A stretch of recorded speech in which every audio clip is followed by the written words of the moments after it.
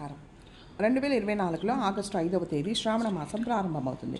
శ్రావణ మాసం అంటే భక్తుల హడావిడి మామూలుగా ఉండదు. శ్రావణ మాసంలో ప్రతిరోజు కూడా ఎంతో విశిష్టమైన రోజులు. శ్రావణ మాసంలో వ్రతం లేని రోజు లేదు. ప్రతి వారం పవిత్రమైనదే, ప్రతి తిథి విశేషమైనదే. ఈ నెలలో అనుక్షణం భగవానుడి చింతన తప్ప మరొకటి ఉండదు. వరలక్ష్మి వ్రతం, మంగళగౌరీ వ్రతం, శ్రావణమాస వ్రతం, శివవ్రతం, దేవీ వ్రతం, నరసింహ వ్రతం, ఆంజనేయ వ్రతం, ఇలా వివిధ తేదీలలో, వారాలలో, నెల పొడుగున నిత్యం ఏదో ఒక వ్రతం ఉంటుంది. ఈ వ్రతాల ఉద్దేశం పరమార్థకం చింతనే. ఇలా దేవుడిపై భక్తి ఉద్దేశంతో ఇలా వ్రతాలు ఏర్పాటు చేశారు. స్కాంద పురాణంలో శ్రావణ మాస విశిష్టతను, వివిధ వ్రతాల గురించి వివరించిన పరమేశ్వరుడు శ్రావణ మాసం గురించి నేను గొప్పలు చెప్పడం లేదు అంటారు.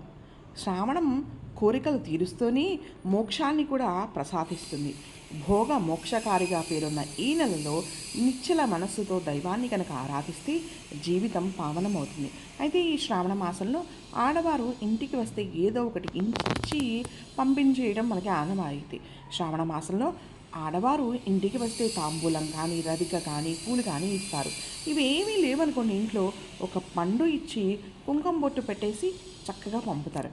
కానీ శ్రావణ మాసంలో ఇంటికి వచ్చిన వారికి పొర్రాపాటును కూడా ఇవి ఇవ్వకూడదు. అవేంటి అనేది మనం తెలుసుకుందాం. వాటిని ఇవ్వడం వల్ల కలిగే లాభ నష్టాలు ఏంటో కూడా తెలుసుకుందాం. ఈ వస్తువులు ఇస్తే దరిద్రం పడుతుంది, సంపదలన్నీ కూడా కరిగిపోతాయి, లక్ష్మీదేవి మీ ఇంటి నుంచి వెళ్ళిపోతుంది, మీ చేతిలో రూపాయి అనేది మిగలదు. కనుక ఎవ్వరూ కూడా శ్రావణ మాసంలో ఇంటికి వచ్చిన ఆడవారికి ఈ వస్తువులు అయితే ఇవ్వకండి. కోరి కష్టాలనైతే తెచ్చుకోకండి. ఇంటికి మరి వచ్చిన వారికి ఏ వస్తువులు ఇవ్వకూడదు అనే విషయాన్ని మనము ఈ వీడియోలో వివరంగా తెలుసుకుందాం. మీకు కనుక ఈ వీడియో నచ్చినట్టయితే ఒక లైక్ కొట్టి సబ్స్క్రైబ్ చేయండి, మాకు సపోర్ట్ చేయండి. శ్రావణం అంటే శుభాల మాసం. ఈ మాసంలో మంగళవారం, శుక్రవారాలు, శనివారాలు అన్నీ పవిత్రమైన వారాలుగానే భావిస్తారు. ఆడవారికి ఈ మాసంలోనే ప్రధానంగా హైందవ క్రతువుల్లో పూజ చేసుకునే అవకాశం శ్రావణ మాసంలోనే ఎక్కువగా చిక్కుతుంది. ఇక విషయానికి వస్తే శ్రావణ మాసంలో ఇంటికి వచ్చిన వారికి తాంబూలం, రవిక, గాజులు, పూలు, శనగలు ఇస్తే చాలా మంచిది.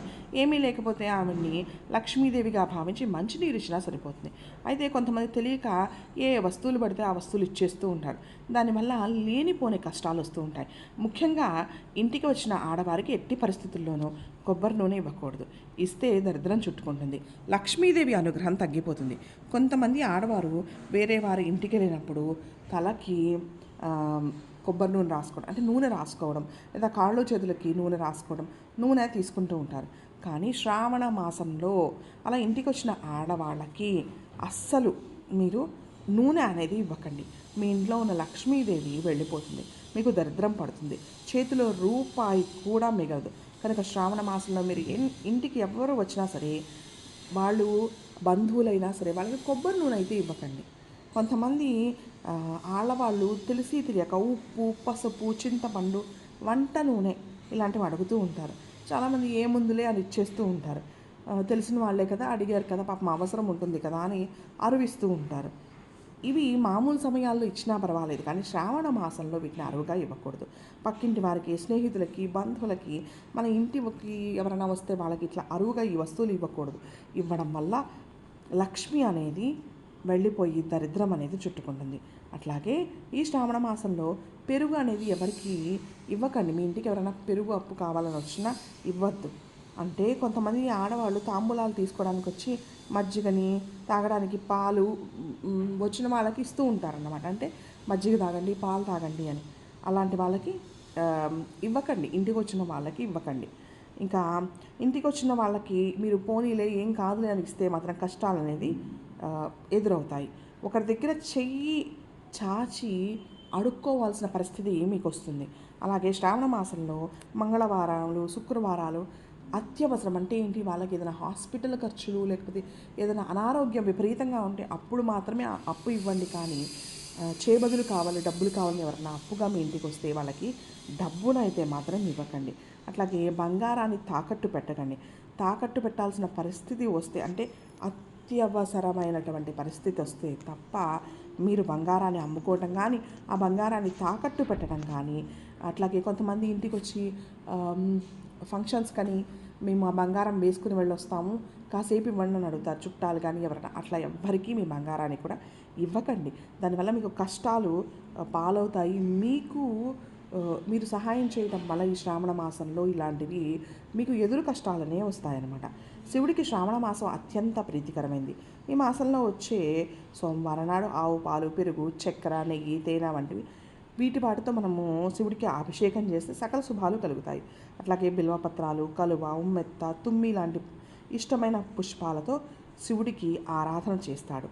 చంద్రుడు మనఃకారకుడు, అంటే సంపూర్ణంగా మనస్సు మీద ప్రభావం చూపే మాసం ఈ శ్రావణ మాసం.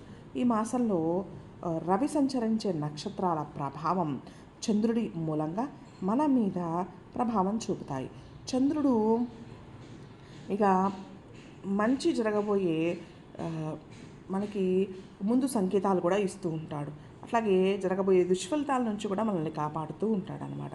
ఈ మాసంలో మీరు ఇంటికి వచ్చిన అతిథుల్ని గౌరవించండి, కానీ ఇప్పుడు మేము చెప్పినటువంటి వస్తువులని పొర్రాపాటున కూడా ఎవరికి ఇవ్వకండి, దానంగా కూడా ఇవ్వకండి. అలాగే బెల్లాన్ని కూడా మీరు గుడిలో అంటే ఏంటి ప్రసాదం చేయించడానికి వాటికైతే పర్వాలేదు, కానీ వేరే వాళ్ళకి అవసరమని పక్కింటి వాళ్ళు ఎవరైనా వచ్చినా వాళ్ళకి కూడా ఇవ్వకండి. బెల్లం కూడా లక్ష్మీ స్వరూపమే కాబట్టి బెల్లాన్ని కూడా ఎవ్వరికీ ఇవ్వకండి పొరపాటును కూడా.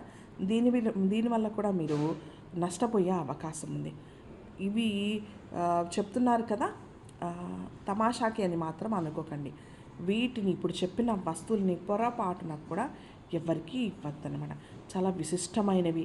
వీటి వల్ల మీరు ఇవ్వడం వల్ల మీరే నష్టపోతారు ఆర్థికంగా. భవిష్యత్తులో ఇబ్బంది పడే అవకాశం ఉన్నది.